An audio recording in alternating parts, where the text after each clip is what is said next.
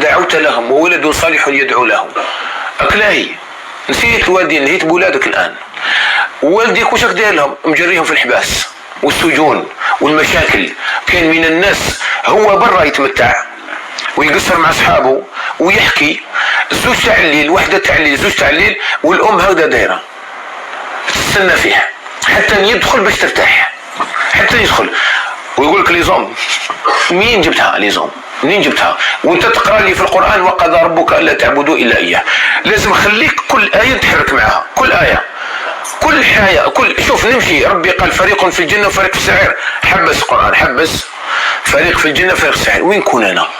ندعي ربي يا ربي اجعلني مع اهل الجنه. راني حاب هاد ليكيب، انايا راني حاب انا هاد ليكيب نسيبورتيها، مدخلني معاهم الجنه، ديرني مع فريق الجنه. ادعوا الله وانت في الجنه. عباك الدعاء، نسال الله يجعلنا وياكم اهل الفردوس الاعلى. ذكر النبي عليه الصلاه والسلام اهل الجنه، فذكر رجلين في الجنه، زوج رجال في الجنه يتكلموا مع بعضهم. يقول صاحبه في الجنه، يقول أتذكر في يوم من الأيام كنا في درس، في حلقة من حلقات الذكر، ودعونا الله أن يدخلنا الجنة. يقولوا فها قد أدخلنا، نسأل الله يجعلنا من أهل الجنة. ثم الإنسان يعيش مع القرآن، يعيش القصة قصة. ما تجوز سورة يوسف وكذا ودات تعجبك لقطة واحدة ولا زوج كذا، تعجبك غير وراودته التي هو في بيتها. تسمى هذا وش عجباتك، هذا وش ما كان، وتتفكر الفيلم اللي داروه هنا تربطها هذه مع هذه وتفوت. اتعلم باللي يوسف عليه السلام اضحكه الله وابكاه كم من مره. شوف العقيده والتوحيد اللي راه موجود في سوره يوسف. شوف ربي كيفاش نجى الانسان ولطف الله تبارك وتعالى الحقيقي.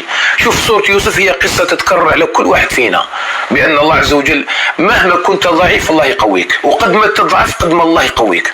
وقلنا يوسف عليه السلام صغير 3 سنين 4 سنين كانوا دايرين عليه مؤتمر اقتلوا يوسف، القوه في غيابه الجب، ومع ذلك شكون اللي نصره؟ الله تبارك وتعالى. من تخرج انت باللي الحق دائما ينتصر، والله دائما معك، ولا يحيق المكر السيء الا باهله. وكل الناس اللي يمكروا بيك ولا يعملوا لك اي شيء، دير في بالك باللي كان رب فوق 7 سماوات راح يحفظك كما حفظ يوسف عليه السلام.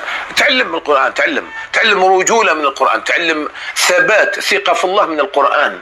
قول شوف سبحان الله النهايه تاع الظالمين. شوف كاش واحد في القران ظالم خلاص عليه بالمليح، كلهم خلاص عليهم نهايات تعيسه والعياذ بالله. وكل اهل الحق وكل الناس الصادقين في القران دائما كانت النهايه تاعهم نهايه سعيده. تعلم القران، خليه يكون مدرسه تاعك القران، يرطب لك القلب نتاعك. قال الله تبارك وتعالى في القران الكريم موعظة من ربكم يا أيها الناس قد جاءتكم موعظة من ربكم وشفاء لما في الصدور، شفاء وهدى ورحمة للمؤمنين. دائما القرآن الكريم وهذا كتاب أنزلناه مبارك فيه بركة وفيه وهو نور وهو الوحي وهو الروح كما سماه الله تبارك وتعالى. وقال كذلك العلماء يقولون أن من أعظم الأمور التي يعني تداوي القلوب نتاعنا هذه اللي راهي مريضة واللي رانا نشكو ربي منها، من هذه القلوب نسأل الله يشفيها ويجعلها قلوب سليمة. الدعاء أنا أقول لهم الدعاء هي أسهل طريق باش توصل وين حبيت. وقال ربكم ادعوني أستجب لكم.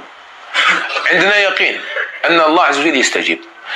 وقت الاستجابة هو الذي يحكم. أنا عندي يقين أنه سيستجيب لما تدعو الله عز وجل وأنت موقن وأنت تعرف الله أنه سيستجيب. مصيبتنا في الدعاء الآن كما قال العلماء أننا ندعو وعندنا شك في الله. دائما هكذا احنا. لماذا؟ لأننا ما نعرفوش نتعاملوا مع الله.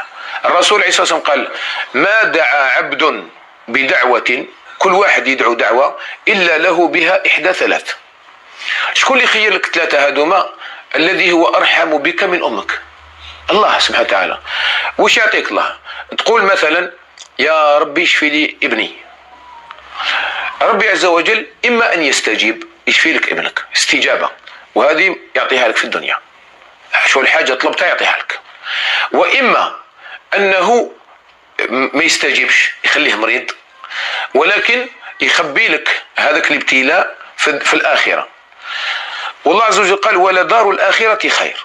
أنت بالنسبة لك أنت عجول، ربي خلقك، خلق الإنسان من عجل. إحنا نحبوا الكاش هنا، يوم القيامة ما ناش سامعين به.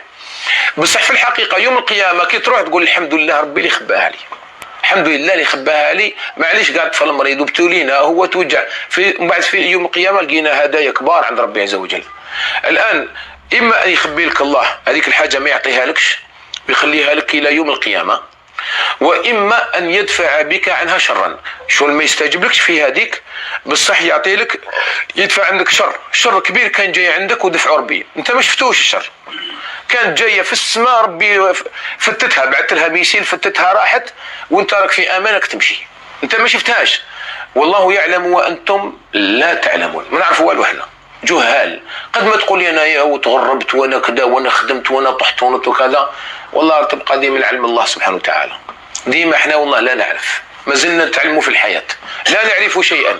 كاين أقدار الله تبارك وتعالى نحن لا نعرفها. فلهذا الآن أنت عيش مع ربي سبحانه وتعالى وادعوه. النبي عليه الصلاة والسلام كان يقول اللهم يا مقلب القلوب ثبت قلبي على دينك. الرسول عليه الصلاة والسلام كان يدعو الله أن يثبت قلبه. ولهذا قال النبي عليه الصلاة والسلام إن الإيمان، شوف الإيمان اللي نشكو احنا دائما، نقول ساعة نتهاون في الصلاة، ساعة نتهاون في ذكر الله، ساعة نولي نروح في واحد الطريق مش مليحة، ساعة نرتكب المعاصي. هذاك الإيمان يهبط، غير يهبط الإيمان خلاص الشيطان يقول لك مرحبا، يفتح لك الباب، يدخلك الشيطان وتروح انت ومن بعد تحس روحك ضايع. الآن تصور الإيمان هذايا، قال النبي عليه الصلاة والسلام شفت احنا نلبسوا لبسة تولي قديمة، تتقطع